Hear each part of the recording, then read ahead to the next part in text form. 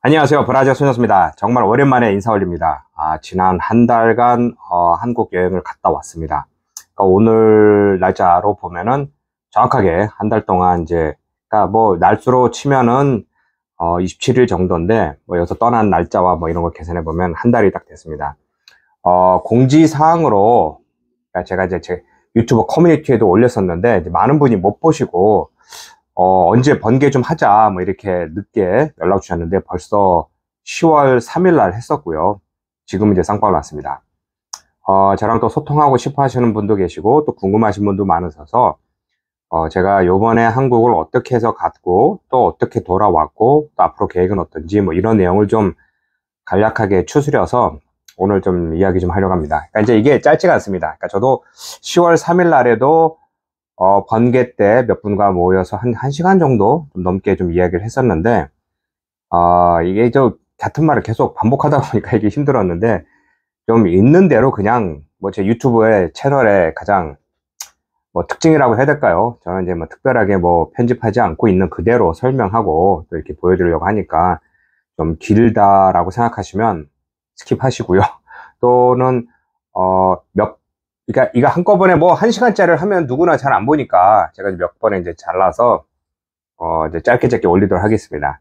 자, 그러면 이제 먼저 이제 제가 한국을 어떻게 가게 되느냐, 이 내용이 이제 중요합니다. 그러니까 저도 이민이 이제 올해가 이제 39년째 이제 되고 있는데, 이렇게 설명드리면은 웬만해서 한국에 계신 분은 제가 이민 와서 성공했다 착각하시는데, 제 유튜브를 보시면 아시겠지만 저도 한국에서 11살 때 초등학교 5학년 되다 나왔습니다. 그러니까 이제 제가 스스로 무엇을 이루어내고 뭐 부모로부터 받았다 뭐 그런 건 아니죠. 그러니까 그런 상황을 좀 이해를 해 주셔야 되는데, 외국에서 오래 살았으니 이민 성공자니 부를 많이 축적했을 것이다, 사업을 크게 하실 것이다 라고 착각들을 하시는데, 절대 그런 건 아닙니다. 저도 그냥 박봉으로 되게 먹고 살고 하고 있는 그런 상황이고요. 이런 상황에서 한국을 한번 가보고 싶은데, 우리 아이들을 뭐 쌍둥이 둘을 데리고 제 아내와 같이 뭐 4명이 한국 가면은, 제 주위에서 얘기하는 거는 그냥 갔다 오면 간단하게 한 10,000불 정도는 금방 쓰고 온다. 비행기 값뿐만 아니라 또 한국 가서도 얼마 있느냐에 따라 뭐 있지만, 기본적으로 생각해 봅시다. 한국에서 어디를 가더라도 일단은 호텔에서 잠을 자야 되겠죠. 그럼 하루에 아무래도 10만 원만 해도 30일이면 300만 원입니다. 그러니까 그만큼 비용이 굉장히 많이 들기 때문에, 저같이 월급 받는 사람 입장에서는, 그러니까 비행기표도 예전에는 막 1,000불, 그러니까 1,300불 뭐 이렇게 되는 것도 있지만, 제가 갔다 왔던 그 시기에는 이제 높아서 한 2,700불, 2,500불 이렇게 주고 갔다 왔습니다.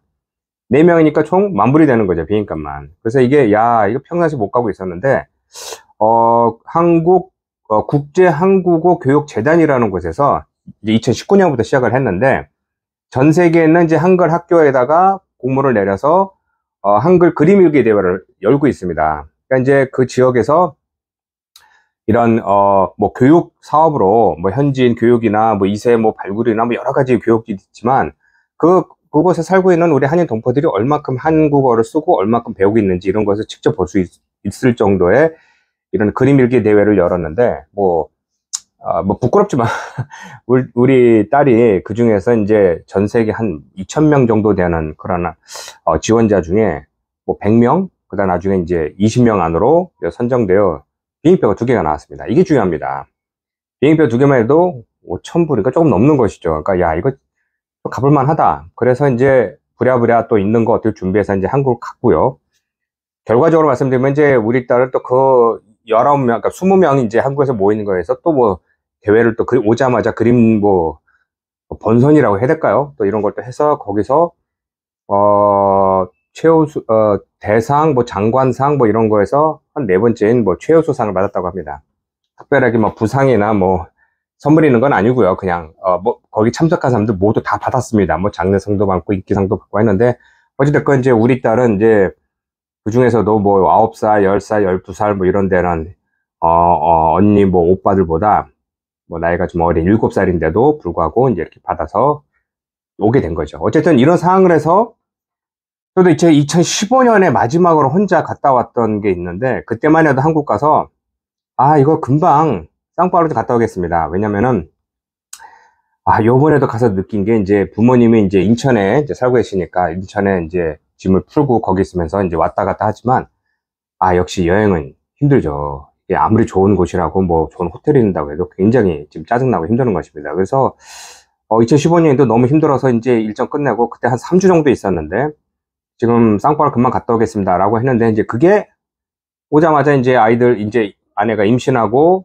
또 혼자 키울 수가 없으니까, 또 더군다나 쌍둥이였으니까 제가 또 이런 아이들을 또 도와주고 하다 보니, 또 그러다가 또 이제 코비드 또 팬데믹도 오면서 또 늦춰주고 하다 보니까 8년이 걸린 겁니다. 그래서 한국을 갔을 때 예전부터 만나던 분들과 또 이제 사업적으로도 저도 한국을 자꾸 왔다 갔다 해야 새로운 사업도 좀 따오고, 그러니까 무슨 일을 하느냐, 여러 가지 일을 합니다. 브라질과 관련된 일들. 저한테 지금도 브라질에 진출하고 싶어 하고 진출하고 있고, 또 이곳에 뭐 사업뿐만 아니라 그냥 개인적으로도 이민 오고 싶으신 분들, 뭐 여러 가지 일들이기 때문에 그런 거와 연결되다 보면 이제 제가 하는 일도 있으니까 뭐 이런 식으로 해서 항상 꼭 왔다 갔다 했었는데, 요번에 8년 만에 가면서 예전에 거래처했던 분들 거의 다 연락 제가 안 했고요. 왜냐하면 일단 가족 위주로 갔기 때문에.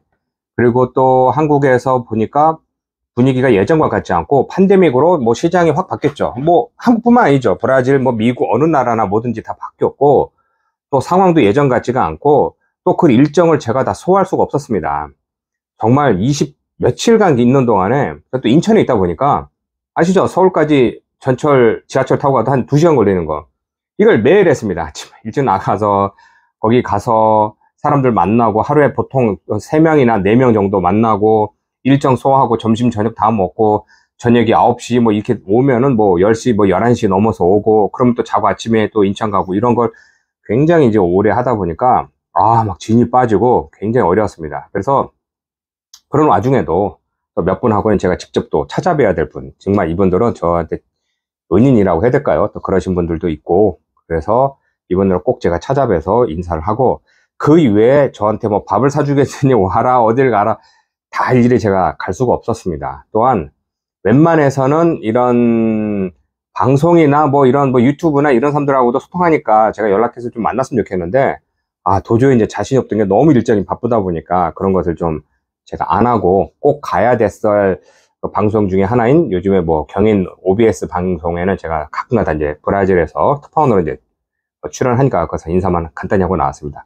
어찌됐건 이런 식으로 해서 한국 가서 정말 많은 사람을 만났고요. 정말 많은 변화를 봤습니다. 특히 이제 한국에 계신 분들은 그런 말 있지 않습니까? 이렇게 물이 뜨거워지는 동안에 가만히 있다 익는 거를 모른다, 그런 것처럼 그 주위 환경의 변화를 잘 감지를 못하죠. 저같이 외국에서 오신, 외국에서 가끔 보는 사람 입장에서는 이 변화가 눈에 싹싹 들어오는데, 거기 계신 분들 잘 모르십니다. 그래서 그 중에 하나가 정말 8년 만에 이제 뭐 남대문이나 뭐 이런 데 돌아보면은 정말 많이 정비가 잘 되어 있습니다. 그러니까 이제 8년 전 만에 제가 마지막 본 것만 해도 이게 좀 약간 어수선하고 좀 뭐 이런 게 있었는데, 당연히 우리가 누구나 다 아는 뭐 팬데믹으로 인하여 폐업한 사람들도 많고 사망한 사람들도 많고 뭐 여러 가지 뭐 이유가 있겠지만 굉장히 많이 깔끔하게 정비가 잘 됐고요.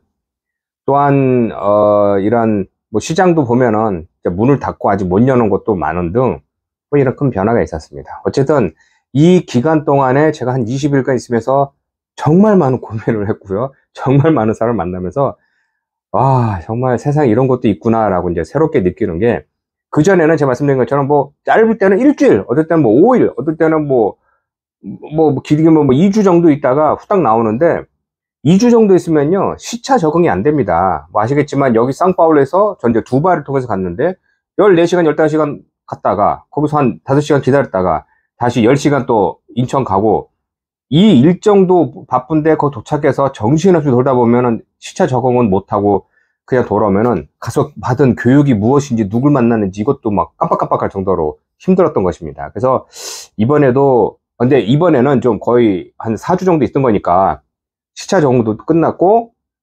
또 좀 마음의 안정인 게, 혼자 갔을 때는 거의 잠을 못 자죠. 뭐 좋은 호텔에서 누가 뭐 재워준다고 해도 뭐 이런 게 아니었는데, 가족과 있다 보니 좀 많이 편해서 좋은 것도 많이 보고 정말 느낀 것이 많은데, 이제 그런 것을 좀 한국에 계신 분들은 공감을 못하는, 왜냐면 맨날 보는 거니까 뭐 그런 기분이 있겠지만, 외국에서 사는 사람 입장에서 보는 한국의 장점과 단점 이런 것을 좀 다음 이야기에서 또 이어서 하겠습니다.